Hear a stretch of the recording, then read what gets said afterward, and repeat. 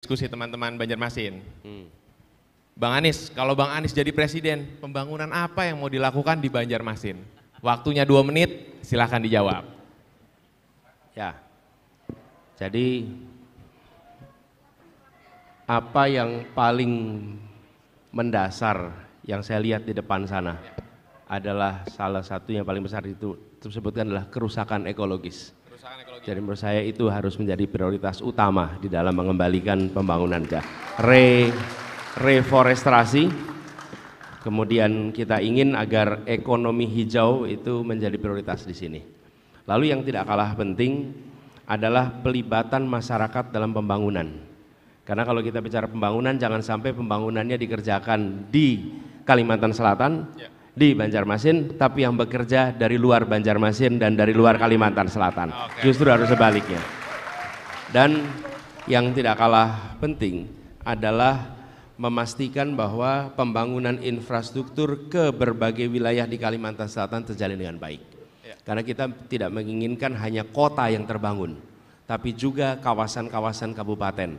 Dan kita membayangkan betapa rumitnya infrastruktur bila tidak terbangun sampai ke pusat bagi seluruh rakyat di Kalimantan. Nah, saya juga ingin sampaikan Banjarbaru dan Banjarmasin ini intensitas lalu lintas itu cukup tinggi. Sebenarnya ini salah satu kawasan yang mungkin perlu kita bangun jaringan rel kereta api antar dua wilayah ini. Ya. Apa pentingnya? Shuttle, sehingga intensitas lalu lintas di sana bisa digunakan, itu salah satu contohnya. Jadi kami melihat prioritas itu. Tapi yang tidak kalah penting, ini soal ketimpangan ini serius. Ketimpangan ini bukan ketimpangan infrastruktur saja, yang paling mendasar justru ketimpangan pada pembangunan manusia. Kalimantan, Sulawesi, kemudian Nusa Tenggara dan seluruh kawasan timur tertinggal 10 tahun dalam pembangunan manusianya. Ini yang harus dikejar, karena pada akhirnya pembangunan bukan soal jalan, pembangunan tentang kualitas manusianya. Masih ada 5 detik, Bang Anies? Cukup. Cukup. Oke, tadi komitmennya dipegang ya teman-teman. Mau ada reforestasi gitu ya, pembangunan rel kereta api dan kereta api, terus pembangunan SDM itu yang jadi paling penting. Pak Anies, kayak mic-nya perlu ditukar. Oh gitu? Iya. Boleh. Oke. Tes. Wah, soalnya Beda, biar lebih jelas nih menjawabnya. Tambahin kalau gitu, treble-nya kurang ini. Ditinggikan treble-nya. Oke. Tinggikan treble-nya, ini terlalu banyak bass-nya. Oke. Hal-hal detail aja diperhatikan. Berarti kalau jadi pemimpin mesti memperhatikan detailnya masyarakat, Pak Anies. Udah cukup puas sama jawabannya? Belum Bang. Kita lanjut ke pertanyaan berikutnya. Bang Anies, di Makassar Bang Anies pernah bilang mau membangun stadion Mato Angin International Stadium. Nah, di Banjarmasin ada klub sepak bola namanya Barito Putra, itu udah 5 musim tidak main di Banjarmasin. Apa responnya? Bang Anies, silakan. Begini, ini stadion sepak bola. Saya berdiri aja boleh ya? Boleh. Biar kelihatan semuanya ya, boleh ya? Berdiri aja ya. Saya juga Ini, jadi stadion sepak bola itu diperlukan bukan hanya untuk pertandingan sepak bola, tapi dia wahana mempersatukan kelompok apapun dalam sebuah kegiatan bersama. Itu pertandingan sepak bola. Jadi kenapa kami membangun stadion sepak bola seperti JIS di Jakarta? Karena itu mempersatukan. Semua datang ke sana, begitu bicara sport semuanya satu. Yang kedua, itu bisa jadi tempat kegiatan budaya, kegiatan seni, olahraga dan lain-lain. Jadi kami membangun rencana bangun di Makassar, insya Allah kita akan bangun juga di Banjarmasin supaya klub di Banjarmasin ini bisa kembali bertanding di sini. Karena saya lihat datanya, katanya di sini ada klub bola Barito Putra. Ya. Dan Barito Putra itu kalau bertanding malah di luar. Ya, di luar Udah 5 tahun di luar Banjarmasin. Betul. Mari kita kembalikan Barito Putra untuk bisa bertanding di Banjarmasin ini. Jadi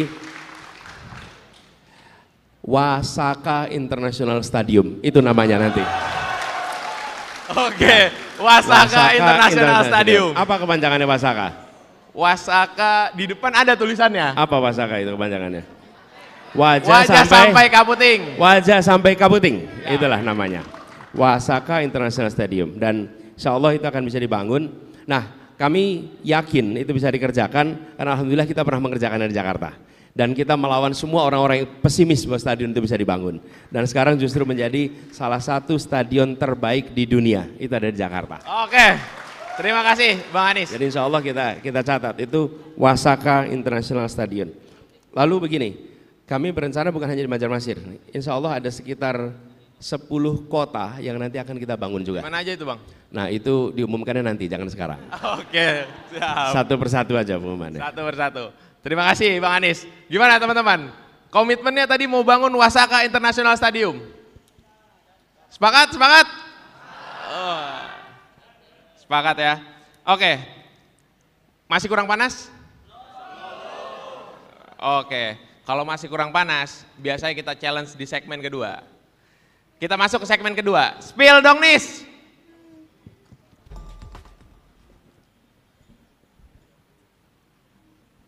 Oke.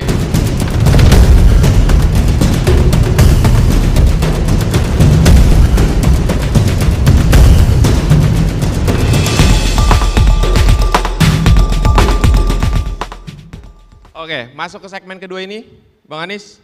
Pertanyaannya diambil dari media, sosial media, dan pertanyaan teman-teman dari umum yang ada di Kalimantan juga. Nah, pertanyaan pertama nih Bang. Bang, kalau, ya, pertanyaan kedua, Bang, apakah program transportasi terintegrasi dapat dilakukan di kota-kota besar di Indonesia? Silakan. Ya, begini, begini, ya, hari ini teman-teman sekalian, penduduk Indonesia 57% tinggal di perkotaan. Hari ini. Diperkirakan di tahun 2045 70-75% penduduk Indonesia tinggal di perkotaan. Dan bila semua tinggal di perkotaan, artinya akan ada mobilitas yang sangat tinggi. Selama ini kota-kota tidak membangun transportasi umum. Di seluruh Indonesia yang serius membangun transportasi umum hanya di ibu kota. Kota-kota lainnya sampingan. Apa yang terjadi? Polusi tinggi, kemacetan tinggi, waktu terbuang percuma, uang terbuang percuma, dan subsidi BBM dihabiskan dalam kemacetan. Oke? Itu faktanya. Karena itu harus dikerjakan untuk mengantisipasi Indonesia ke depan. Transportasi umum akan dibangun di kota-kota besar di seluruh Indonesia termasuk di Banjarmasin. Dan transportasi umum ini mengintegrasikan apa? Mengintegrasikan rutenya, kemudian tiketnya, lalu manajemennya. Nah, ketika ini dikerjakan, kami di Jakarta mengerjakan ini. Di Jakarta itu transportasi umum semula berjalan sendiri-sendiri, diintegrasikan. Rutenya nyambung, lalu tiketnya satu. Sekali pakai kartu, tap, maka kemanapun pergi di Jakarta biayanya maksimal Rp10.000. Kemanapun perginya maksimal Rp10.000. Jadi kalau dari Jakarta itu ada paling ujung bawah, Jakarta namanya sebutlah Ciganjur. Ciganjur itu paling selatan. Lalu Jakarta Utara itu Priuk. Itu kalau naik ojek itu bisa ongkosnya sekitar 100.000 lebih. Tapi kalau pakai angkutan umum berpindah maka Rp10.000 dari paling ujung ke paling ujung. Oke. Dan bisa berpindah kapan saja, di mana saja. Nah, transportasi umum seperti ini yang kita mau bangun, efeknya apa? Rumah tangga pengeluaran untuk transport turun. Sebuah keluarga dengan 3 anak atau 2 anak setiap bulan dia harus menghabiskan uang mengantar anak ke sekolah, menjemput anak dari sekolah, ibu belanja, orang ayah bekerja, kemudian pergi kemanapun juga mengeluarkan uang sendiri. Tapi begitu ada transportasi umum, maka biayanya ditanggung oleh negara sebagian besar. Efeknya negara tidak cari untung, tapi negara beri manfaat. Manfaatnya apa? Polusi turun. Manfaatnya apa? Subsidi BBM turun. Manfaatnya apa? Kesehatan biayanya menurun. Itu manfaat, bukan keuntungan. Negara tidak bekerja mencari keuntungan. Negara bekerja untuk memberikan manfaat bagi rakyatnya. Oke, semakin panas. Saya juga ikut berdiri kalau gitu. Ya, tadi sudah diulas. Kalau di Jakarta tuh ada Jaklingko ya, Bang Anies? Ya, namanya Jaklingko. Jaklingko. Lingko, pernah dengar nggak kata lingko? Ada yang pernah dengar? Apa artinya lingko itu? Ya, namanya Transportasi Jakarta. Tapi Lingko itu kami pinjam dari bahasa di Manggarai, Nusa Tenggara Timur. Ada sistem pembagian air irigasi yang bentuknya seperti laba-laba. Namanya Lingko. Anda boleh Google nanti. Itu unik sekali. Jadi sawah itu dibagi seperti jaring laba-laba. Ya. Lalu airnya didistribusikan lewat sistem Lingko. Nah, kami pakai itu namanya untuk menggambarkan transportasi yang tersambungkan seperti jaring laba-laba, siapa saja bisa kemana saja dengan transportasi itu. Oke. Gitu ya. Oke, terima kasih Bang. Emang Bang Anies ini mulut yang manis, teman-teman. Oke, siap. Lanjut pertanyaan kedua Bang. Bang, ini ada yang nanya dari Instagram. Emang boleh pilih pemimpin yang menggemaskan saja? Responnya apa Bang? Boleh pilih pemimpin karena menggemaskan. Nah ini Bang pertanyaannya Bang di layar. Pertanyaan di layar. Nah, emang boleh? Silakan. Tanya sini, boleh nggak tuh? Boleh nggak? Bebas. Anda mau pilih karena dia keriting boleh. Anda mau pilih karena warna matanya boleh, karena warna kulitnya boleh, karena apapun juga boleh. Apapun juga. Karena itu ada dua hal. Ini Indonesia ini mengatakan dua hal. Satu, siapapun berhak untuk dipilih. Tidak ada larangan. Siapapun. Di sisi lain, siapapun berhak punya alasan apapun untuk memilih. Jadi di Republik ini itu tidak ada larangan untuk dicalonkan dan tidak ada larangan untuk memilih alasan dalam memilih pasangan atau calon. Nggak ada larangan sama sekali. Jadi tidak ada. Nah, kalau saya boleh menganjurkan, maka saya akan pilih berdasarkan satu, saya nih rekam jejaknya. Dia pernah memimpin tidak? Kalau tidak pernah memimpin, apa yang bisa kita harapkan besok ketika dia dapat tugas? Nih pertanyaan tuh. Yang kedua, dia memimpin dadakan atau memimpin sejak kecil? Ini pertanyaan nih. Loh, saya kan cerita saya gitu kan. Anda boleh aja. Loh, kemudian yang kedua, saya akan tanya, apa rekam karyanya? Apa yang dia sudah kerjakan sejak masa kecil? Apa yang dia lakukan ketika muda? Sejak muda dia memikirkan orang banyak atau sejak muda dia memikirkan dirinya sendiri? Oke? Ini di sini kalau buat aktivis-aktivis, maka Anda sedang membangun rekam jejak bahwa Anda memikirkan orang banyak dari masa muda. Oke? Buat para aktivis tuh. Oke? Yang ketiga, maka rekam gagasannya. Apa pikirannya? Apa gagasannya? Bila calon pemimpin bersenyawa dengan gagasannya, maka ditanya apapun instingnya dia mencerminkan ideologinya, mencerminkan gagasannya. Tapi bila dia tidak bersenyawa dengan gagasannya, maka dia harus membaca teks untuk menjawab pertanyaan dari orang lain. Oke? Ya.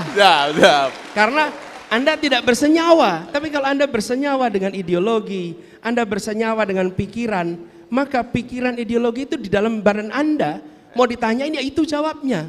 Kenapa? Itu Anda bersenyawa. Inilah disebut bersenyawa. Jadi tanya, sudah punya gagasan belum sejak muda? Ada enggak tulisannya? Ada enggak pikirannya? Ada enggak ceramahnya? Ada enggak pidatonya? Sejak muda. Kalau tidak ada, berarti dia tidak bawa gagasan. Berarti dia tidak membawa bersenyawa dengan gagasan. Apa yang kita harapkan besok kalau kemarin tidak membawa? Betul enggak? Nah, lalu dari situ baru Anda prediksi ke depan. Prediktor terbaik atas masa depan adalah masa lalunya. Oke? Karena itu kalau bertanya tentang seseorang jangan tanya, Pak besok mau apa? Oh dia bisa kasih jawaban yang Anda tepuk tangan. Tapi tanyakan, Pak dulu sudah berbuat apa? Oh saya akan berpikir tentang Indonesia secara keseluruhan. Memang dulu Anda memikirkan Indonesia, mana buktinya Anda memikirkan Indonesia? Masa lalu tidak bisa dipungkiri. Masa depan bisa dibuatkan jawaban yang enak didengar di kuping. Oke. Gitu jawabnya kira-kira. Terima kasih Bang. Jadi boleh-boleh aja ya. Boleh-boleh Tapi aja. kalau saya akan pilih berdasarkan rekam gagasan, rekam karya, rekam jejak kepemimpinannya. Kira-kira begitu. Oke, terima kasih Bang. Ini usul, kalau boleh speakernya dinaikin biar nggak mantul dari bawah. Ya. Itu speakernya di bawah pasti. Siap. Tolong teman-teman panitia. Oke, lanjut ke pertanyaan ketiga nih Bang. Nah, dari tadi waktu kita ketutupan Bang. Nah, 2 menit ya kata panitia. Siap. Satu jawaban 2 menit Bang. Nih cukup serius nih Bang pertanyaannya. Pak, tekanan hidup saya dari kantor sampai rumah berat banget. Bapak bisa apa? Saya sampai buat kena mental nih. Sepil program perihal kesehatan mental. Terima kasih. Silakan, Pak. Ya. Kesehatan Mental health to keep you sane, Ya. Pak. Ya, begini, makin hari kita makin menemukan persoalan kesehatan mental. Ya. Kesehatan mental. Jadi saya ingin ceritakan apa yang kita akan kerjakan. Tapi sebelumnya saya akan sampaikan yang sudah dikerjakan. Oke? Karena akan itu kan besok. Pertanyaannya udah apa Pak? Gitu. Udah apa? Oke, selama saya bertugas di Jakarta, puskesmas di Jakarta dibuat menjadi menangani kesehatan jiwa dan kesehatan fisik. Bukan hanya puskesmas mengurusi fisik saja. Kenapa? Karena mental ini sering terlupakan. Seakan-akan kalau puskesmas itu hanya untuk kesehatan fisik. Jadi Jakarta sudah mengerjakannya. Ketika kami bertugas Jakarta, Jakarta juga kesehatan mental. Bahkan ada aplikasi khusus untuk respon cepat tes kesehatan mental. Jadi kalau ada warga yang pengen ngecek, saya ini sebetulnya sedang mengalami stres atau tidak, dia cukup gunakan aplikasi itu, gunakan, maka dia akan tahu apakah saya sedang menghadapi persoalan atau tidak. Dan bila sedang menghadapi persoalan, datang ke puskesmas terdekat, maka puskesmas itu akan membantu untuk kesehatan mentalnya. Jadi yang kita ingin kerjakan, meneruskan Jakarta dengan cara membuat hotline untuk kesehatan mental, siapa saja dari mana saja bisa menghubungi untuk berkonsultasi dan nanti mendapatkan bantuan kesehatan mental. Oke. Dan ada faktanya di Jakarta, di Indonesia ini kira-kira sekitar 1.000 orang melakukan bunuh diri, sesuatu yang tidak nyaman. Per tahun itu kira-kira 1.000. Menurut saya ini harus dihentikan dengan cara ada bantuan. Saya beri contoh nih, teman-teman. Kalau sekarang Anda mengalami tekanan terus menerus, lalu Anda membutuhkan bantuan, tahu tidak kemana Anda minta bantuan? Nggak tahu. Nggak tahu. Nomornya tidak tahu, badannya tidak tahu, kemana aja nggak tahu. Lah, bayangkan sudah mengalami tekanan, tidak ada tempat di mana itu bisa minta bantuan, mau ngomong sama teman kanan kiri malu, mau bicara sama orang tua malu, mau bicara sama guru malu. Terus ke siapa minta tolong? Negara harus hadir memberikan pertolongan pada mereka-mereka yang mengalami tekanan seperti ini. Gitu ya. Oke Pak, terima kasih. Memang, Bang Anies ini kalau ditanya selalu jawab teman-teman.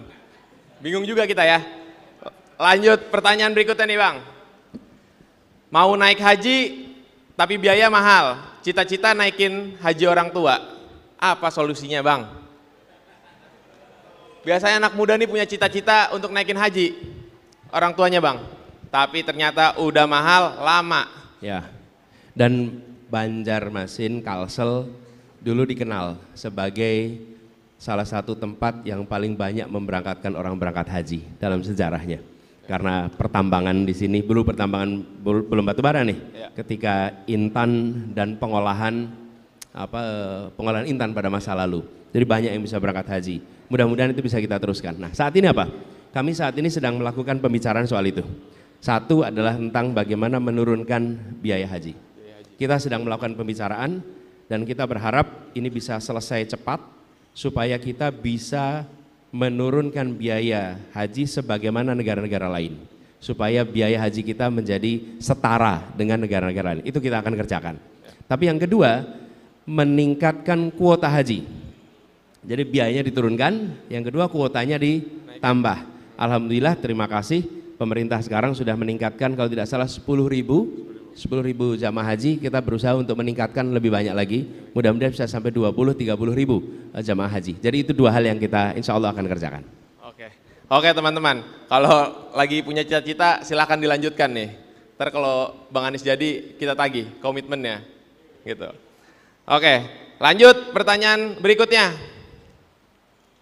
Oke nih, Pak, ada kandidat di sebelah yang bikin program makan siang gratis, yang katanya mengatasi stunting, tapi dananya diambil dari relokasi bansos, pendidikan, kesehatan sebesar 40 T. Respon Bapak gimana? Apa Bapak juga mengadakan program makan siang gratis itu? Nah, gimana tuh Bang? Baru-baru ini juga anak bayi mau dikasih asam sulfat katanya. Boleh Bang dijawab. Silakan. Gini. Menangani stunting itu tidak pada usia sekolah.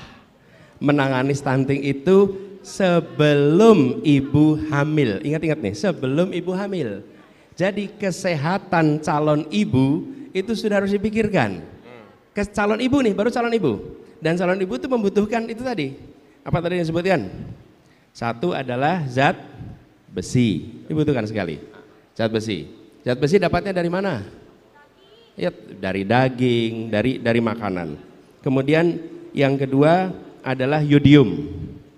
Kita tahu yodium. Yang ketiga asam folat. Asam folat itu didapatnya dari tanaman, bukan di bengkel. Nggak ada asam folat itu. Bukan asam sulfat berarti ya? Asam folat. Asam folat. Okay. Nah, itu diberikan lewat apa? Pemberian kepada ibu hamil. Lalu dipastikan kami membuat di Jakarta. Saya lihat nama programnya, kita membuat nama programnya itu. Saya izinkan saya mengenalkan di sini. Ya. Ini bersama-sama kami hadir. Pertama Bapak Habib Abu Bakar Al-Habsyi, Pak Habsyi.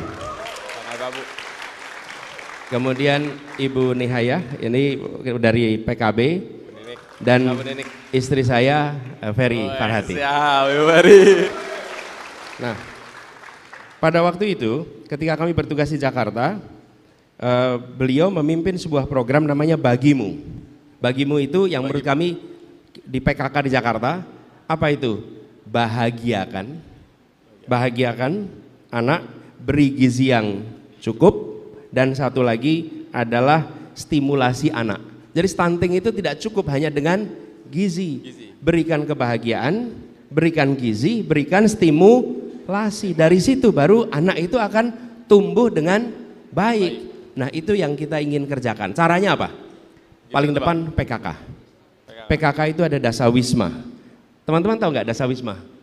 Kalau sudah di berumah tangga biasa tahu. Dasawisma itu adalah kader PKK yang satu orang menangani 10 rumah, namanya dasawisma.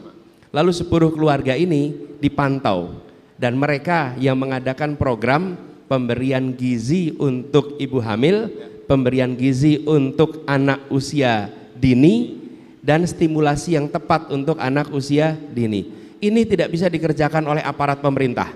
Ini harus dikerjakannya oleh civil society, adalah PKK. Saya boleh minta dibantu nggak? Ini ada Bu Nini. Bu Nini, boleh. mau nggak Bu Nini? Silakan Bu Ninik, boleh kasih tepuk tangan. Selamat pagi semuanya. Kita berasa muda ya Pak Presiden di tengah para generasi muda. Oke, saya ingin menambahkan soal stunting. Kebetulan saya diwakil Ketua Komisi 9 DPR RI yang menangani salah satunya soal stunting. Salah satu hal yang terpenting adalah soal pendidikan parenting. Jadi ada kasus suami istri ini dokter, tapi anaknya stunting. Kenapa bisa seperti itu? Karena anaknya ini yang merawat adalah pembantunya. Pembantunya tidak dipinterkan. Akhirnya diberikan gizi yang tidak seimbang. Yang kedua adalah betul kata Pak Presiden tadi bahwasanya kita harus mulai menata sebelum menikah. Salah satu problem terbesar perempuan sekarang, anak muda sekarang adalah persoalan anemia. Jadi inilah yang perlu kita perbaiki jauh sebelum menikah. Anemia, dan kalau dikasih pil anemia itu pilnya nggak enak Pak. Jadi itulah yang menjadikan biasanya kalau dikasih di sekolahan itu dibawa pulang dan dikasihkan ke neneknya. Nggak diminum. Nah ini menjadikan ketika hamil bermasalah. Yang ketiga adalah soal budaya. Budaya seperti apa? Kita budaya timur masih sering berpikir bahwasanya yang harus mendapatkan makanan bergizi, makanan yang enak itu adalah suami. Sehingga kalau punya makanan bergizi, makanan enak, itu suaminya dulu yang dikasih makan. Istrinya yang sedang hamil cuma dikasih kuahnya. Nah inilah yang harus kita rubah, bagaimana yang namanya orang hamil ini butuh gizi. Dan betul bahwa stunting itu bisa diperbaiki 2 tahun pertama. 2 tahun setelah kelahiran itu yang harus diperbaiki. Kalau lebih dari itu sudah sulit untuk diperbaiki. Jadi bukan makan gratis, kalau makan gratis anak 2 tahun belum makan gratis. Belum sekolah juga anak 2 tahun. Jadi yang penting adalah memperbaiki ketika anak itu stunting 2 tahun pertama itu adalah kuncinya. Terima kasih, sukses. Terima kasih Bu Ninik. Memang jago-jago ini Bang Anies bawa kawan-kawan nih. Oke, pertanyaan selanjutnya. Anak muda Banjarmasin memang nyentil-nyentil nih pertanyaannya. Bang Anies, Prabowo Menhan, Menteri Pertahanan nih, mengirimkan bantuan kapal rumah sakit TNI AL di jalur Gaza, Pak Anies. Dan juga menyumbangkan dana pribadi, dia kutip pribadi, Pak Anies, sekitar 5 miliar. Nah, tadi kan Pak Menhan yang ngomong, ini jubirnya ngomong nih sekarang, itu jauh lebih konkret dan bukan cuma doa dan ngomong doang. Nah, sebagai pihak yang berorasi waktu itu hari Minggu, ya Bang Anies, silahkan direspon. Ya, memang betul. Kalau memiliki kewenangan, maka bisa pakai kewenangannya. Oke? Kalau tidak memiliki kewenangan, maka milikilah sumber daya yang ada pada dirinya untuk berjuang bagi Palestina, tapi tidak tinggal diam. Oke? Ya. Ketika saya bertugas di DKI Jakarta, pada saat peristiwa itu terjadi, saya tentu tidak membawahi angkatan bersenjata. Jadi saya tidak bisa kirim sesuatu yang terkait senjata. Tapi apa yang terjadi? Semua JPO di Jakarta, jembatan penyeberangan orang, Bundaran HI, Monas, semuanya setiap malam dicahayai bendera Palestina, mewarnai seluruh Jakarta. Oke? Jadi semua orang di Jakarta itu kalau lihat Bundaran HI langsung ingat Palestina. Begitu lihat Monas ingat Palestina. Lewat JPO, jembatan penyeberangan orang, di Jakarta, sepanjang Jakarta warnanya warna bendera Palestina, membuat se-Jakarta menyadari ada penderitaan rakyat di sana. Karena itulah yang kita bisa lakukan di Jakarta. Dan menyumbang uang, memang kami tidak punya banyak uang, tapi saya ingat waktu kampanye Pilkada 2017, pasangan saya waktu itu Pak Sandiaga Uno. Pak Sandiaga Uno adalah seorang biliuner. Lalu dia mengatakan di media bahwa sumbangannya Pak Anies itu lebih besar daripada sumbangan saya. Saya bilang kok bisa? Sumbangan Anies lebih besar. Saya hanya nyumbang untuk biaya pilkada itu ratus juta, sementara beliau mengeluarkannya bermiliar-miliar, saya lupa angkanya. Tapi dia mengatakan sumbangannya Anies itu lebih besar daripada sumbangan saya. Kenapa? Karena kalau dihitung dari persentase, maka persentasenya Anies sangat besar dibandingkan kekayaannya. Oke? Persentasenya. Jadi kalau seseorang menyumbang bukan angka nominalnya, bandingkan dengan kekayaannya. Berapa besar sumbangannya dibandingkan kekayaannya? Oke? Dari situ kita tahu sebenarnya ini sumbangannya kecil atau besar. Nah, Sandi mengatakan saya menyumbang puluhan miliar, tapi kekayaannya dia triliun. Jadi puluhan miliar itu menjadi kecil dibandingkan saya yang menyumbang ratusan juta, tapi kekayaannya hanya belasan. Maka itu menjadi persentase yang besar. Itu jawabannya kira-kira. Oke, terima kasih. Ya tadi ya karena otoritas ya kirim, terus ya kalau punya uang ya dikirim begitu. Oke Pak Anies, udah cukup panas teman-teman? Nah, oke, ini segmen yang ditunggu-tunggu pasti sama teman-teman. Kita masuk ke segmen 3, tanyain Anies.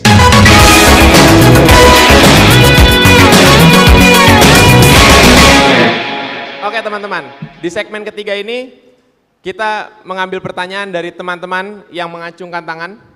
Bang, siap-siap Bang, nih. Nah, ini kita rulesnya ya. Rulesnya itu nanti datang ke depan, duduk di sini, bertanya, turun dulu Mas, santai dulu, jangan ngalangin kamera nih, jarang-jarang saya masuk kamera. Nah, duduk di depan, bertanya, dijawab, direspon, dijawab lagi. Nah, masing-masing respon itu, respon yang pertama 2 menit, dijawab 2 menit, yang kedua respon 1 menit, dijawab 2 menit, gitu ya. Oke, siap-siap, siap-siap, siap-siap, ya siap-siap. 1, tunggu dulu, turun dulu, santai dulu. 1 orang loh, dikerubutin sama teman-teman, santai aja. 1. Ulang lagi, ayo, ulang lagi. Mas gitu. Kuping saya banyak banget nih manggil. Ayo, 1. Nah, nih mbak nih. Mbak. Maju nih. Maju. Di bawah mic-nya mbak. Nah. Izin duduk Pak.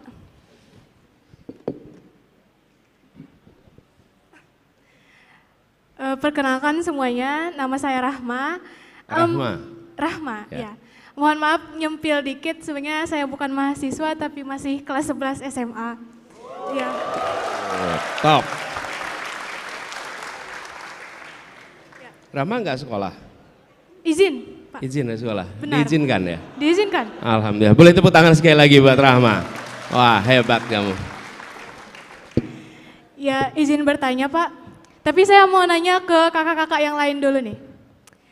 Pendidikan, bukankah pendidikan itu harusnya tempat yang aman bagi semua orang yang ingin berkembang dan bertumbuh? Benar bukan? Betul. Tapi pada nyatanya itu belum terwujud Pak. Karena kasus perundungan sampai saat ini masih aja menghantui siswa-siswa yang di sekolah. Bahkan mahasiswa pun mungkin masih ada, ya kan? Dan khususnya bagi mereka yang cenderung berbeda dan terlihat lemah sama teman-teman yang lain. Dan jumlahnya nggak main-main Pak. 1 dari 3 siswa di Indonesia, di seluruh Indonesia itu pernah jadi korban bully. Dan bukankah keberhasilan bangsa juga dilihat dari keberhasilan pendidikannya? Gitu. Dan kenapa ini saya anggap penting? Karena seperti yang kita tahu tingkat literasi di Indonesia ini rendah ya Pak. Dan tingkat pendidikannya kalau kita bandingkan dengan negara lain itu masih rendah. Tapi jangan sampailah pendidikan karakternya juga lemah gitu Pak. Karena kan kalau banyak yang kasus perundungan artinya karakter-karakter siswa yang ada itu juga lemah Pak. Dan seperti yang kita tahu juga pemerintah udah ada aksi, itu udah kelihatan banget dan ada peraturan-peraturan juga tapi gitu-gitu aja Pak. Saya tidak melihat yang, karena teman-teman saya banyak ya kan Pak. Nah gimana nih pandangan Siap, Bapak? oke, sip. Makasih Rahma. Jadi persoalan kekerasan di sekolah itu tidak dianggap sebagai masalah pendidikan selama ini. Jadi kalau teman-teman tanya ke Dinas Pendidikan, ada tidak unit yang mengurusi kekerasan? Enggak ada. Enggak ada sama sekali. Kenapa? Karena tidak dianggap masalah pendidikan. Tapi kalau kurikulum masalah pendidikan. Kemudian ekstrakurikuler masalah pendidikan. Karena itu nomor 1, menjadikan itu sebagai masalah pendidikan. Yang terjadi selama ini dibiarkan, 1, didamaikan lalu nggak berbuat apa-apa. Itu intinya adalah dibiarkan. Yang kedua, dilaporkan polisi dan dianggap ini sebagai peristiwa kriminal. Betul tidak? Tapi tidak dianggap sebagai masalah pendidikan. Jadi yang kami akan kerjakan 1, dijadikan sebagai masalah pendidikan. Karena masalah pendidikan, maka dibuat unit khusus untuk pencegahan kekerasan, pencegahan perundungan di semua unit-unit pendidikan, termasuk dinas pendidikan. Tapi yang paling penting di ujungnya di sekolah, dibuat gugus tugas pencegahan kekerasan yang terdiri dari 1, siswanya harus ada, 2, guru, 3, orang tua, 4, ahli psikologi atau pendidikan anak, yang kelima adalah unsur pemerintah daerah. 5 tuh.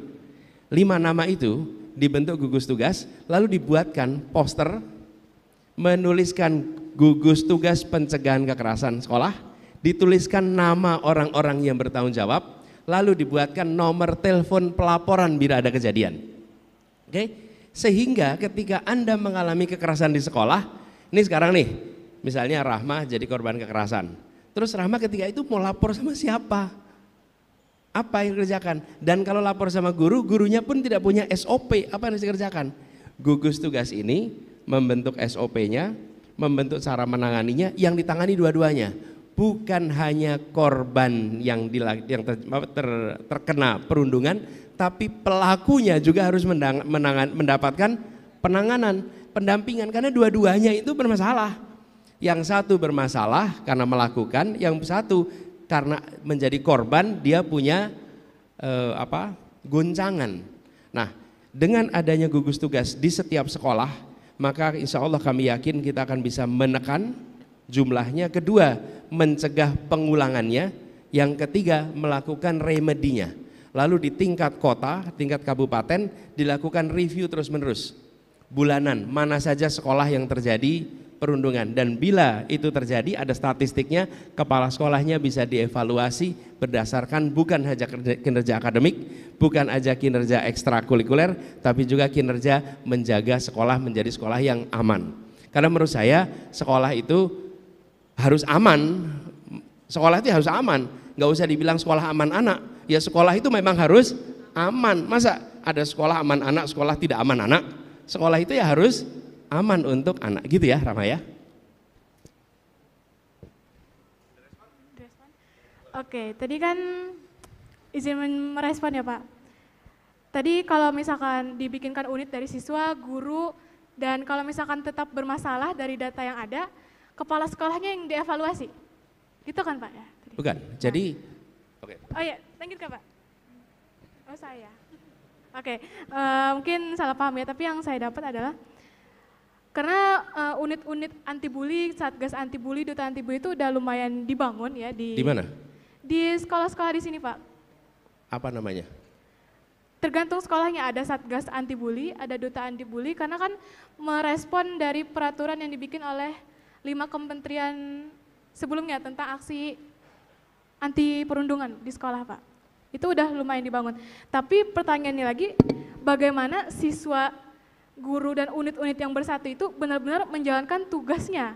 Karena terkadang, oh dibikin nih unit di suatu sekolah, ikut, ya udah gitu. Mungkin karena diimbal-imbalin hadiah atau gimana, ikutan doang Pak. Padahal tugasnya tidak dilaksanakan dengan baik. Salah satu masalah adalah tidak ada KPI, tidak ada evaluasi. Karena itu saya katakan harus ada evaluasi bulanan. Di mana letak terjadinya perundungan yang paling sering? Kapan itu terjadi? Dan kepala sekolah adalah pemimpin sebuah ekosistem pendidikan. Dia bukan pemimpin kegiatan mengajar, dia pemimpin ekosistem pendidikan. Kepala sekolah yang harus mengkoreksi itu. Dan bila kepala sekolah tidak bisa mengkoreksi, maka dia harus dievaluasi. Karena itu tugasnya pimpinan. Yang kedua, kepala dinasnya. Kepala dinas tidak boleh membiarkan kotanya menjadi kota yang penuh dengan perundungan. Kalau tidak, ya cari orang lain yang untuk memimpin di tempat itu. Supaya tidak ada perundungan. Karena ini adalah masalah pendidikan. Nah seringkali kita menganggap ini bukan masalah pendidikan. Jangan dievaluasi karena perundungan. Dievaluasi kalau kinerja pengajarannya buruk. Menurut saya tidak. Justru itu harus menjadi prioritas. Jangan sampai begini, orang tua melepas anak ke sekolah dan tidak yakin anaknya pulang dalam keadaan sehat. Kita harus membuat orang tua itu melepas ke sekolah dan yakin bisa pulang dalam keadaan sehat. Begitu Rahma ya. Oke. Rahma terima kasih. Sampaikan salam buat orang tuanya. Siap Pak. Hebat Anda sudah menjadi anak SMA yang peduli dengan persoalan-persoalan masyarakat ya. Terima kasih ya Rahma ya. Terima kasih. Wah, baru awal nih Pak, ditanya sama anak SMA Pak. Dia nanti 30 tahun lagi, bila maju pilkada, dia akan bisa menunjukkan rekam jejak peduli pada soal anak-anak muda. Dari masa muda. Boleh tepuk tangan. Nah, iya. Siap. Dia punya rekam jejak. Dia bukan sekedar anak muda yang memikirkan dirinya. Kan pertanyaan bukan tentang dirinya, pertanyaan tentang orang banyak. Itu yang tadi saya katakan. Bangun rekam jejak Anda sejak muda dan Rahma sudah melakukannya. Siap, terima kasih. Oke, pertanyaan cukup menarik tadi Rama.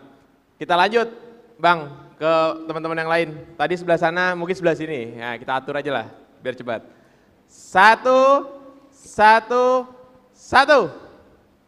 Ulang lagi, ayo.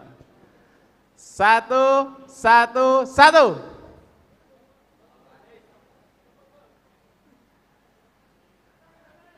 Yang belakang. Yang belakang. Ya, silakan.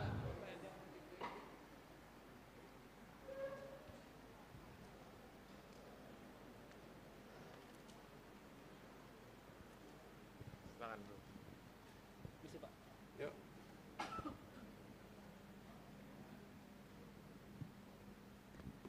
Izin Pak, maaf grogi Pak lah. Namanya siapa? Ali Pak. Ali. Ali. Ya, Assalamualaikum warahmatullahi wabarakatuh. Perkenalkan nama ulun Muhammad Syarif Ali Alidrus. Pertanyaan saya sudah baca visi misi Bapak. Itu ada 8 agenda strategis yang Pak. Yang untuk Kalimantan sendiri itu ada membahas mengenai ekonomi hijau. Atau apa tadi ekonomi green itu Pak. Yang jadi pertanyaan Bapak, itu di Banjarmasin itu banyak sekali pertambangan. Jadi bagaimana Bapak menyelaraskan pertambangan-pertambangan yang merusak lingkungan itu dengan ekonomi hijau tadi? Itu Pak. Terima kasih. Makasih Ali. Jadi teman-teman sekalian, ilmu pengetahuan itu berkembang sangat pesat. Dan perubahan ilmu pengetahuan ini harus kita manfaatkan. Banyak di antara kita yang melakukan updating ilmu pengetahuan, updating teknologi sebatas HP. Keluar HP jenis baru, ganti HP yang lebih baru. Tetapi di dalam alat produksi ekonomi kita nggak melakukan update, kita nggak upgrade. Kenapa? Karena kalau untuk ekonomi ongkos upgrading itu tidak murah, tidak murah. Jadi banyak yang merasa selama tidak diharuskan oleh pemerintah maka tidak melakukan upgrading atas teknologi yang digunakan, termasuk juga pertambangan. Jadi teman-teman sekalian, di dunia pertambangan sedunia hari ini juga sudah ada gerakan untuk membuat pertambangan itu lebih ramah lingkungan. Pendekatannya banyak yang baru. Nah sayangnya di kita banyak yang belum mau melakukan upgrading, penyesuaian. Efeknya apa? Ya efeknya yang dirasakan seperti masyarakat hari ini. Kenapa? Karena belum melakukan upgrading atas teknologi. Kemudian yang kedua, upgrading atas metode. Metodenya sekarang banyak mengalami perubahan. Bagaimana penggalian dilakukan, tanah disimpan, kemudian setelah selesai penggalian nanti tanah dikembalikan, kemudian reforestasi dilakukan. Yang sering terjadi gali tinggal, betul nggak? Dan yang terjadi kemudian bekas-bekas itu menjadi tanah yang menganga tanpa ada hijau-hijauan di sana, betul tidak?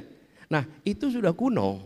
Itulah sebabnya kenapa kami mendorong itu bukan sekedar diberikan kepada perusahaan keputusannya, tapi itu menjadi kebijakan negara mengharuskan metode yang terbaru yang ramah lingkungan dan alat-alat yang juga terbaru yang ramah lingkungan sehingga kegiatannya bisa ramah lingkungan. Gitu Ali jawabannya ya. Oke. Kalau udah puas nggak apa-apa, nggak harus tanya lagi, bebas.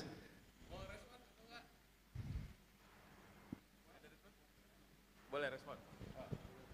Izin Pak. Mungkin ini. Mungkin perusahaan-perusahaan yang udah lama gitu kan Pak. Itu bagaimana Bapak mendekatinya? Yang sudah ada bertahun-tahun sebelumnya. Jadi bagaimana Bapak masuk ke dalam perusahaan tersebut Ya. untuk bisa memperbarui tadi, mengupgrade Ya. tadi. Sebenarnya begini teman-teman, pengalaman kami bertugas di Jakarta, swasta itu pada prinsipnya ikut pemerintah. Asal pemerintahnya mau memberikan ketegasan. Tapi kalau pemerintahnya tidak tegas, maka pemerintah ikut swasta. Karena itulah pemerintah harus tegas dalam soal lingkungan hidup. Saya beri ilustrasi nih ketegasan soal lingkungan hidup. Di Jakarta, di kawasan utara ada namanya kawasan Berikat Nusantara di KBN. Di situ ada penurunan batu bara yang menimbulkan asap, debu yang merusak lingkungan dan mengganggu kesehatan. Lalu kami memberikan instruksi peringatan sekali, 2 kali, lalu kami sampaikan bila sampai peringatan 3 kali tidak diikuti, maka kami akan cabut izinnya. Dan mereka menganggap nggak mungkin negara mencabut izin karena kan ini sesuatu yang sangat strategis. Dan apa yang kami kerjakan? Kami cabut izinnya dan mereka selesai, tidak bisa beroperasi lagi. Pesannya apa? Pesannya apa? Jangan sepelekan keselamatan warga. Keselamatan warga itu prinsip nomor 1. Bila Anda mengganggu kesehatan anak-anak, mengganggu kesehatan warga, maka negara tidak akan kompromi. Nah, komunikasikan itu dengan baik, lalu kebijakan itu harus dikasih waktu, Ali. Tidak bisa begini, kami putuskan hari ini, Anda harus melakukan besok. Oh nggak mungkin. Kalau itu namanya hukuman, bukan ajakan untuk transisi. Mereka juga memerlukan waktu untuk melakukan transisi. Bicarakan baik-baik waktu transisinya sehingga terjadi recovery. Lalu yang sudah rusak, kerja bersama pemerintah dan swasta untuk melakukan recovery atas lahan rusak dan dilakukan reboisasi di tempat-tempat itu sehingga terbangun hutan kembali. Mimpi kami adalah jumlah lahan hutan di Kalimantan lebih banyak dibandingkan yang pernah ada dulu di tempat ini beberapa tahun yang lalu. Gitu ya, Ali. Ali, salam keluarga. Oke, terima kasih Mas Alif. Tadi ngomongin soal ekonomi hijau, nah sekarang nih ayo mulai lagi kita bertanya. Bang Anies masih siap? Masih sanggup? Turun dulu teman-teman. Tadi sebelah sini, terus sana. Sinilah, 2 ini ya. Biar aku lihatnya begini. Ayo. 1, 2, turun dulu tangannya. 1, 1, 1. Biru nih.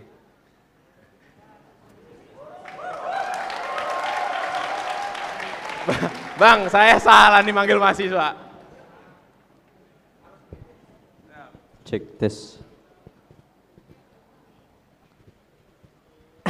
Izin Pak Anies, sebelumnya forum ini nggak panas Mas Anies, nggak panas. Jadi supaya ada gelora panasnya, mungkin hari ini saya mau menyemangati mahasiswa dan para pemuda-pemudi dulu dengan jargon mahasiswa. Siap kawan-kawan? Abadi nafas perjuangan, hidup mahasiswa! Hidup mahasiswa! Hidup rakyat Indonesia! Hidup rakyat Indonesia! Hidup rakyat Kalimantan Selatan! Hidup rakyat Kalimantan Selatan! Tepuk tangan untuk kita semua. Izin Pak Anies, saya menggebu-gebu kalau ketemu sama Mas Anies hari ini. Seperti ini, perkenalkan dulu, nama saya Ahmad Sunir Rida, biasa dipanggil Sunir. Saya dari mahasiswa Sunir Pak, pakai N. Sunir. Sungir. Ya Sunir, kalau dalam bahasa Arab tuh Sunni Pak, As-Sunni, Sunir itu, seperti itu ya Pak, moga nggak salah ya kan. Nah, saya dari mahasiswa UIN Antasari, Banjarmasin hari ini Pak. Nah, saya sebelum bertanya saya ingin menanggapi dan ingin juga berbicara di hadapan Bapak hari ini sebagai orang terhormat yang akan hari ini berkompetisi dalam Capres-Cawapres pertarungan Pilpres nantinya. Pak, seperti ini. Saya kira Bapak Anies ini adalah salah satu dari Capres-Cawapres yang berani untuk adu gagasan bersama pemuda-pemudi di Kalimantan Selatan. Ternyata beliau ini adalah satu-satunya Capres yang berani untuk adu gagasan di Kalimantan Selatan.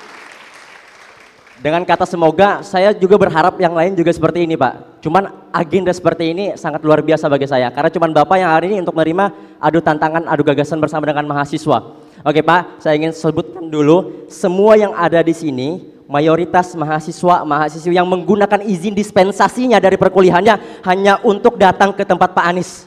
Jadi jangan kecewakan kami Pak. Bapak datang ke sini mungkin satu waktu, tapi jangan kecewakan kami rakyat Kalimantan Selatan ketika kami menginginkan aspirasi itu sampai ke Bapak. Itu Pak. Oke, Bapak Anies ini santernya dikenal di laman-laman website dan juga dikenal di beberapa media sosial anti oligarki kawan-kawan, anti oligarki. Paling nggak suka dan beliau ini melawan oligarki, katanya seperti itu. Nah Pak, kalau memang ini bukan gimmick Pak, ini bukan gimmick dan ini bukan clickbait, bahwa Bapak melawan oligarki hari ini, maka saya adalah orang pertama yang bakal mendukung dan mendorong Bapak untuk jadi presiden kalau seandainya memang benar ingin melawan oligarki. Tapi kalau seandainya Bapak tetap mengingatkan dan tetap ingin berseteru dan bersenyawa dengan para oligarki, saya orang pertama yang menentang dan menantang Bapak Anies hari ini sebagai calon presiden. Itu kawan-kawan yang perlu kita perhatikan. Pertanyaan saya seperti ini Pak, kita kembali lagi, mohon maaf sensitif, membahas mengenai ibu kota Nusantara. Ini yang ingin kami tanyakan Pak, seperti itu. Jangan menggunakan bahasa yang generatif, jangan menggunakan tata kata karena beliau ini memang si ahli kata-kata kawan-kawan. Maka karena itu jangan gunakan bahasa yang jawaban setiap media sosial yang hari ini menawarkan untuk berbicara dengan Bapak mengenai IKN, itu selalu saja pasti jawaban Bapak bukan hanya IKN. Jangan IKN, tapi kota-kota kecil bisa menaik hingga menengah, menengah hingga besar. Jangan itu Pak, IKN ada di Kalimantan. Saya ingin tanggapan dari Bapak, bagaimana kalau seandainya IKN ini enggak Bapak teruskan dan ada ratusan ribu hektar lahan yang sudah dikonsesi dengan izinnya dan terbengkalai begitu saja. Bagaimana tanggapan Bapak? Saya mewakili anak-anak Kalimantan hari ini karena saya orang asli Kalimantan, saya primordial hari ini. Yang kedua, apakah Bapak akan turut dan akan menginginkan atau tunduk kepada ketum partai seperti capres-capres sebelumnya?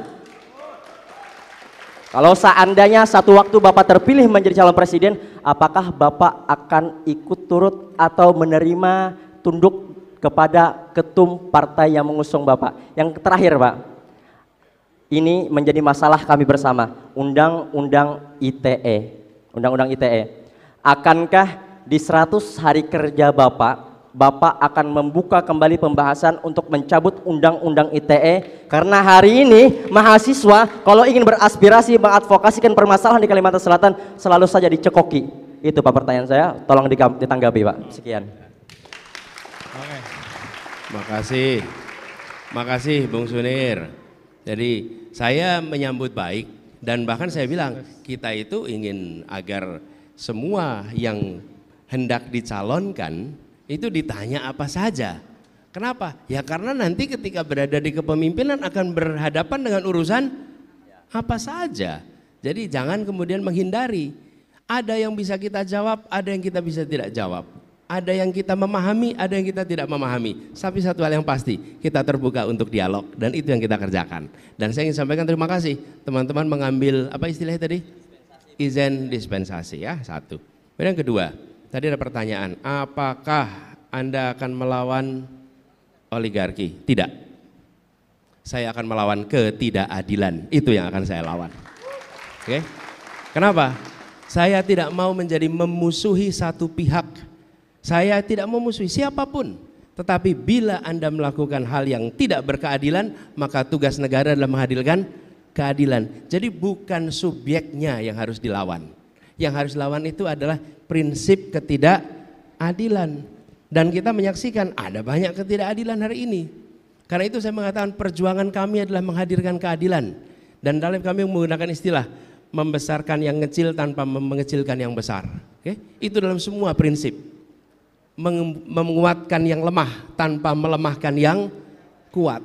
Dan itu yang harus kita lakukan. Tapi kalau kita sudah memutuskan saya mau melawan dia, maka kita jadi subjektif. Kita jadi diisi dengan kebencian. Kita bekerja dengan rasa marah. Kita bekerja dengan perasaan permusuhan. Republik ini sudah terlalu banyak permusuhan. Republik ini selalu banyak dipompa dengan emosi-emosi yang membelah. Karena itu saya katakan kita ingin menghadirkan keadilan, gitu ya. Lalu yang ketiga, IKN. IKN itu undang-undang, oke? Sudah ditetapkan sebagai undang-undang. Karena itu saya katakan sebagai undang-undang sudah jelas. Sekarang ada sumber daya nih, ada anggaran 400 sekian triliun. Mau dipakai untuk apa? Ya, mau dipakai untuk satu titik yang dimanfaatkan oleh pegawai negeri, oleh ASN yang nanti berada di situ apa? Aparat pemerintah. Aparat pemerintah yang berada di situ, orang yang bekerja untuk negara. Di saat rakyat kita hari ini membutuhkan tambahan puskesmas, membutuhkan tambahan sekolah, anak yang putus sekolah karena kurang sekolah masih banyak. Jadi bukan soal IKN-nya, ini anggaran kita mau dipakai untuk apa sekarang? Hari ini kita masih punya PR begitu banyak yang pada waktu sekarang urgen untuk diselesaikan. Guru honorer kita belum diangkat karena katanya anggarannya kurang. Kenapa anggaran itu tidak dipakai untuk mengangkat guru-guru honorer kita sehingga itu bisa menjadi guru? Jadi bukan soal IKN-nya, ini kita punya anggarannya nih, mau diapakan? Kalau anggaran itu tidak diselesaikan, digunakan untuk urusan yang prioritas, oke? Tapi urusan yang simbolik. Ada di sini, kita semua ikut bangga, kita semua ikut bersyukur, tapi bicara persoalan urgen di negeri ini masih banyak urusan yang harus diselesaikan. Jadi undang-undangnya sudah ada. Tinggal soal kapan kita menuntaskannya, mengikuti kemampuan ekonomi kita. Dan itu yang saya maksud, ada urusan yang urgen. Bagaimana kita menjelaskan pada guru-guru yang tidak diangkat karena kita kekurangan anggaran, pada saat yang sama kita sedang membangun istana untuk dipakai seorang presiden. Gimana menjelaskannya itu? Sulit kita. Jadi sekali lagi bukan soal IKN-nya, ini soal anggarannya nih, mau dikerjakannya kapan, gitu ya. Lalu soal ketua umum partai. Bung Sunir, saya beberapa kali menyampaikan cara kami bertugas di Jakarta. Karena cara kami bertugas di Jakarta, cara mengambil keputusan mungkin itu bisa digunakan sebagai dasar dalam menilai. Apa cara mengambil keputusan yang kami lakukan? Kami memutuskan, saya memutuskan berdasarkan 4 prinsip. 1, prinsip keadilan. Prinsip keadilan, bagaimana prinsip keadilan itu ditegakkan dalam keputusan apapun. Yang kedua adalah kepentingan umum, public interest. Di mana itu? Yang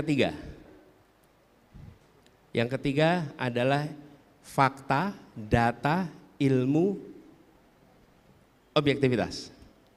Yang keempat baru aturan hukum, undang-undang, peraturan, konvensi. Oke? Selalu keputusan begitu. Jadi ketika mengambil keputusan mendasarkan pada 4 itu, dan hampir semua keputusan bisa dibicarakan. Bisa dibicarakan. Sekarang malah jadi pertanyaan, kenapa a priori pada ketua partai? Kenapa kita menganggap ketua partai itu selalu menganggap kepentingannya dia kepentingan sempit? Saya beri contoh, Pak Surya Paloh, ketua partai Nasdem. Oke? Nah, kalau dia mau enak, dia nggak usah nyalonin Anies, hidupnya nyaman. Dia coba nyalonin Anies, apa yang terjadi pada dia? Apa yang terjadi pada partai Nasdem? Betul tidak? Usianya 72 tahun, kalau dia mau nyaman, dia tinggal duduk nyaman, ikut aja. Disuruh koalisi ini ikut, disuruh koalisi itu ikut, seperti yang lain-lain nyaman hidupnya. Tidak ada peristiwa-peristiwa yang terjadi 1 tahun ini.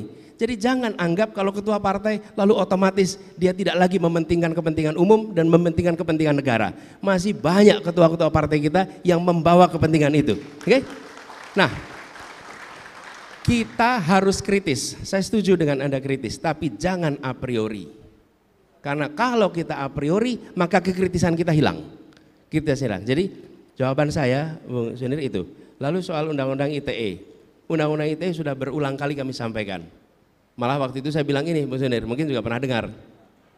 Masa kita mau bilang Indonesia aja Wakanda. Indonesia dibilang apa? Konoha. Itu kan karena takut gitu. Demokrasi harus memberikan rasa kemerdekaan di dalam berpendapat. Dan semua aturan-aturan yang melarang itu harus ditiadakan. Terus pertanyaannya, komitmen Pak Anies apa? Komitmennya ditunjukkan di ruangan ini. Kita tidak membatasi siapa untuk bertanya apa di dalam forum yang seperti ini. Oke? Kan Bung Sunir kan tidak dilarang bicara, tidak ditandain, oh yang ini nggak boleh bicara. Enggak, semua boleh. Artinya apa? Besok juga ketika bertugas akan begitu. Dan ketika saya bertugas di Jakarta, sebagai contoh, saya udah kerja 5 tahun nih. Kelihatannya caci makinya banyak waktu itu. Serangannya nggak kira-kira. Dan terorkestrasi. Pertanyaannya, adakah di antara mereka yang melemparkan fitnah sekalipun pernah dilaporkan ke polisi oleh Gubernur Jakarta? 0. Tidak ada, sama sekali. Kalau media menulis keliru, maka saya tidak melaporkan ke polisi. Saya akan melaporkannya ke Dewan Pers, karena itu soal kode etik pers, bukan soal kriminal. Jadi komitmen itu bukan komitmen sekarang. Dan ketika saya seumur Bung Sunir, ketika ada majalah koran di Bredel, saya termasuk yang berada di paling depan berdemonstrasi untuk memprotes pemberontakan itu. Gitu ya? Oke. Oke, thank you ya. Tadi udah orasi, terus nambah 1 pertanyaan buat teman-teman yang lain. Waktu yang panjangan. Pertanyaan 3 soalnya tadi. Siap. Thank you. Jaga stamina. Terima kasih. Dan tadi dikatakan mudah-mudahan tidak satu-satunya, mudah-mudahan yang lain juga mau datang ke sini dan berdiskusi dengan anak-anak muda di Soalnya kalau sama aktivis tuh ngobrol lama, Pak. Iya kan, udah orasi dulu tadi, pertanyaannya banyak pula buat kasih teman-teman yang lain. Oke, Bang Sudir, aman ya. Oke, 1 pertanyaan lagi teman-teman, karena waktunya mepet. Ya, coba ya. Tadi sana, sini. Aduh, ayo. 1, yakin panas Pak, yakin panas gitu. 1.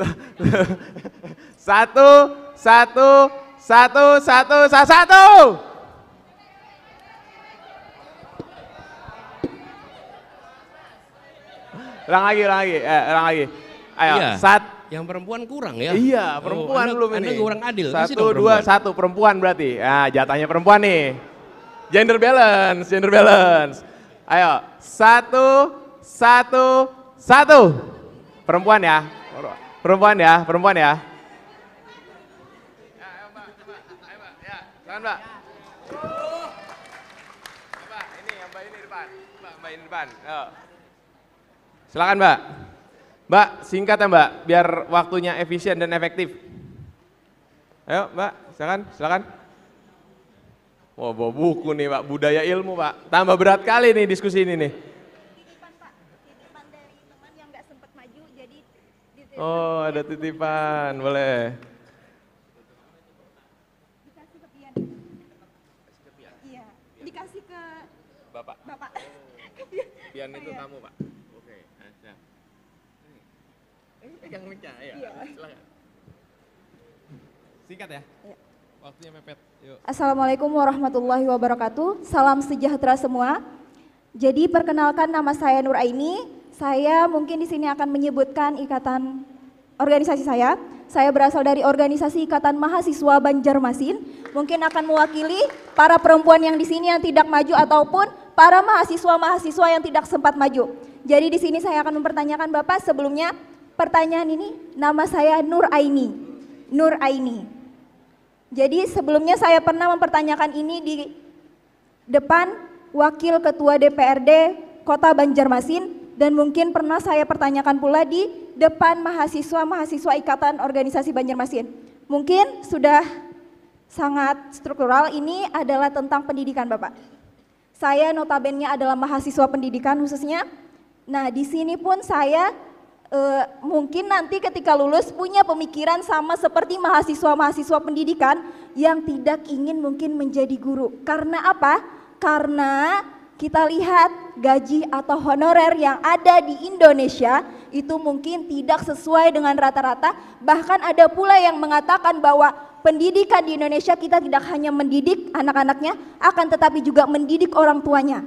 Karena kenapa? Karena kebanyakan orang tua tidak paham bahwa guru yang mendidik anak, juga akan berpengaruh besar terhadap pendidikan yang ada di rumahnya. Nah, jadi di sini saya pertanyakan, bagaimana jika Bapak suatu saat atau sekarang pun menjadi orang yang nomor 1 di Indonesia atau presiden, semoga. Jadi saya akan bertanya bagaimana Bapak menghadapi tentang gaji honorer yang sudah bertahun-tahun lamanya pendidikan di Indonesia mungkin akan mengalami keterlambatan dibanding negara lain. Kita tidak membedakan negara kita dengan negara lain karena negara kita berdiri dengan kemerdekaan sendiri. Mungkin itu Pak. Dan kemudian ulun persingkat saja mungkin karena waktunya sedikit. Di sini saya akan menegaskan kembali tentang kebijakan Bapak bagaimana tentang penenggelaman kapal yang telah Ibu Susi lakukan. Apakah akan Bapak lanjutkan atau tidak? Itu mungkin akan dijawab mungkin sesingkat-singkatnya. Namun yang pendidikan tadi saya mohon dengan harapan yang sebesar-sebesarnya karena saya adalah mahasiswa pendidikan dan mungkin ada mahasiswa-mahasiswa di sini yang mewakili pertanyaan saya mohon bantuannya Bapak di sini. Oke, terima kasih Bapak. Ya, jawaban singkatnya ya, akan dilakukan proses untuk mereka bisa diangkat, oke? Sehingga mereka bisa memiliki gaji yang jelas. Dan saya melihat memang guru kesejahteraannya masih sangat terbatas, oke? Dan ini adalah tanggung jawab kita. Kami melihat begini, kita bilang Indonesia ingin pendidikan maju, bagaimana kita berharap itu maju kalau kita tidak mau memberikan penghargaan yang layak. Dan penghargaan layak itu apa sih? Supaya guru itu tenang di rumah. Dia tidak perlu mencari sampingan-sampingan. Kenapa? Karena sebagai guru dia bisa konsentrasi mendidik, kebutuhannya terpenuhi. Itu yang tadi saya sampaikan pada Bung Sunir. Bagaimana kita menjelaskan kita punya guru-guru ini tidak diangkat, kenapa? Anggarannya nggak cukup. Nah, anggarannya nggak cukup, terus kita pakai untuk melakukan sesuatu yang tidak berdampak pada semua orang. Yang merasakan seluruh fasilitas yang dibangun itu pegawai pemerintah, pejabat pemerintah yang merasakan manfaat. Kotanya nyaman siapa? Pegawai pemerintah. Gedungnya nyaman siapa? Pegawai pemerintah. Tempatnya enak ditinggali, pegawai pemerintah. Mau itu pegawai dengan kontrak, mau itu ASN, mau itu TNI, polisi, semua adalah pegawai negara. Aparat negara. Sementara guru-guru kita nggak punya uang katanya untuk kita mengangkat. Jangan dong salah prioritas. Dan itu yang ingin kita koreksi. Karena itulah mengapa kita menyebut sebagai gerakan perubahan. Karena kita ingin mengubah agar alokasi anggaran mencerminkan prioritas pembangunan yang ada di Indonesia. Oke? Nah, saya terusin dikit nih. Iya, teruskan Pak. Jadi, ketika kita bicara tentang pengangkatan ada proses. Tidak mungkin bisa diangkat semua dalam waktu 1 tahun, nggak mungkin. Yang kedua, mereka yang berada di swasta harus mendapatkan bantuan juga dari pemerintah. Dan mereka yang diangkat, misalnya guru swasta menjadi guru P3K, maka dia tidak harus bekerja ke pemerintah. Dia bisa tetap bekerja di swasta, supaya swasta juga maju. Karena salah satu ketidakadilan yang sekarang kita lihat, ketidakadilan kebijakan antara negeri dan swasta. Seakan-akan swasta itu tidak mendidik anak-anak Indonesia. Lalu yang kedua, ketidakadilan antara pendidikan umum dan pendidikan negeri, gitu ya. Lalu soal penenggelaman kapal. Semua kapal yang melanggar akan diberikan sanksi, dan bila sanksinya itu ditenggelamkan, maka itu ditenggelamkan, gitu ya. Terima kasih Bapak. Jadi mungkin apa yang Bapak katakan hari ini saya akan ingat sepenuhnya, karena mungkin suatu saat saya akan menjadi guru, mungkin bukan hanya untuk guru-guru yang lain yang akan menjadi mahasiswa pendidikan, tapi mungkin akan menjadi guru dari anak-anak saya kelak. Semoga bisa menjadi sebuah faktor untuk mensejahterakan guru yang ada di Indonesia. Terima kasih Bapak. Dan Bu, makasih. Nuraini, terima kasih. Terima kasih telah berkenan menjadi guru. Iya, terima Karena kasih. hari ini kita membutuhkan lebih banyak lagi pribadi-pribadi terdidik yang mau milih menjadi guru. Itu rute perjuangan. Boleh duduk, Nuraini. Makasih. Oke, terima kasih teman-teman. Bang, ini dari tadi udah didesak terus, waktunya juga udah mau habis. Kan tadi udah panas ngedesak, boleh lah Bang, kasih refleksi buat kita semua. 5 menit Bang, untuk refleksi kita semua nih, sebelum dilanjutkan agendanya. Silakan. Makasih. Teman-teman semua, pertama saya salut bahwa kursi yang disediakan tak cukup untuk menampung anak-anak muda dari Sulawesi Selatan, Kalimantan Selatan yang datang ke sini. Terima kasih telah memilih untuk datang, terima kasih memilih untuk berdiskusi, mendengarkan.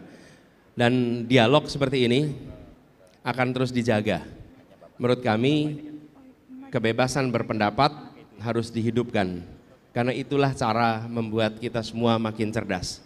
Ketika Republik ini didirikan, salah satu tujuannya adalah mencerdaskan kehidupan bangsa. Dan mencerdaskan kehidupan bangsa itu bukan sekedar persekolahan. Pemerintah yang dikritik dan memberikan ruang untuk kritik, sesungguhnya mencerdaskan semua yang menonton di publik.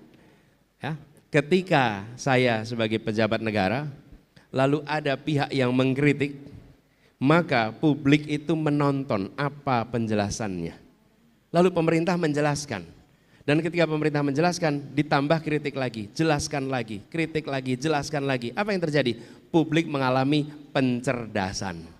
Dia kemudian bisa dengar, oh argumennya begini, dan publik bisa menilai mana yang argumennya masuk akal, mana yang argumennya tidak masuk akal. Karena terjadi dialog, tapi bila ruang dialog itu ditutup, publik tidak tercerdaskan, dan kami yang di pemerintahan tidak didorong untuk menjelaskan secara lebih lengkap karena tidak terjadi dialog. Jadi forum seperti ini akan dijaga. Yang berikutnya teman-teman, saya saat ini dengan Gus Muhaimin bertugas sebagai calon dan calon wakil presiden dalam sebuah proses pilpres. Saya tidak meminta teman-teman untuk menyukai saya. Saya juga tidak minta teman-teman untuk memilih saya. Saya hanya minta kepada teman-teman untuk dua hal. Satu, jangan menilai kami dengan menggunakan hoax, tapi gunakan fakta dalam menilai kami. Cukup itu, satu. Oke. Yang kedua, saya menganjurkan, tidak minta, menganjurkan, jadilah pemilih yang rasional. Rasional. Apa itu rasional? Rasional itu berasal dari kata rasio. Rasio itu artinya perbandingan. Kita sering dengar rasionya berapa? 2:3. Rasio itu perbandingan. Orang yang disebut rasional apabila dia memilih dengan membandingkan. Bila memilih tanpa membandingkan, maka dia disebut irasional. Oke? Irasional. Tapi kalau rasional bandingkan. Nah, bandingkannya apa? Bebas. Tapi kalau saya boleh menganjurkan, saya akan menganjurkan pada teman-teman saya katakan tadi. Bandingkan rekam jejaknya, kepemimpinannya, rekam karyanya, rekam gagasannya, rekam prestasinya, dibandingkan saja. Sesudah itu Anda bisa memprediksi besok ke depan seperti apa. Karena perilaku di masa depan ditentukan oleh perilaku di masa lalu. Jadi saya menganjurkan pada teman-teman itu. Yang kalau boleh terakhir teman-teman, di Kalimantan Selatan ini potensinya besar sekali. Kita berharap ini yang kami satu-satunya dikerjakan. Dalam visi misi kami, kalau boleh saya sampaikan, satu-satunya visi misi yang buat 2 area. Visi misi yang lain itu per sektor. Sektor ekonomi apa, pendidikan apa. Kami membuatnya sektor dan wilayah. Bukan hanya sektor, tapi wilayah. Untuk Sumatera apa yang dibutuhkan, untuk Jawa apa yang dibutuhkan, untuk Nusa Tenggara apa yang dibutuhkan, untuk Sulawesi apa yang dibutuhkan, untuk Papua apa yang dibutuhkan, dan untuk Kalimantan apa yang dibutuhkan.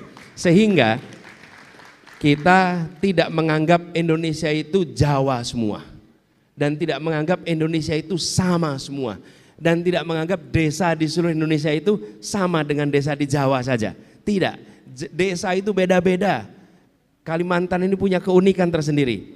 Saya bekerja di Kalimantan sejak tahun 94, pelatihan-pelatihan anak-anak muda di pedalaman Kalimantan. Dan ketika kami mengerjakannya di Tenggarong tahun 94-95, pada saat itu banyak peserta itu datang dengan perjalanan pakai kapal 4 hari 5 hari. Dan pada saat itu saya menyaksikan variasi yang luar biasa. Karena itu saya sampaikan berkali-kali, jangan anggap Indonesia semuanya sama, karena itu kebijakannya bervariasi, dan kami berharap nanti yang dikerjakan di Kalimantan Selatan sesuai dengan kebutuhan di Kalimantan Selatan. Terima kasih buat semua yang hadir, terima kasih buat semua yang tukar pikiran. Semoga diskusi ini memberikan hikmah bagi semuanya, dan jangan pernah khawatir dengan dialog, karena teman sesungguhnya nih, lawan debat adalah teman berpikir. Terima kasih. Oke, terima kasih Bang Anies sudah mampir ke Banjarmasin dan sudah mau didesak dengan anak muda Banjarmasin. Beri tepuk tangan sekali lagi teman-teman. Oke, kalau kayak gitu.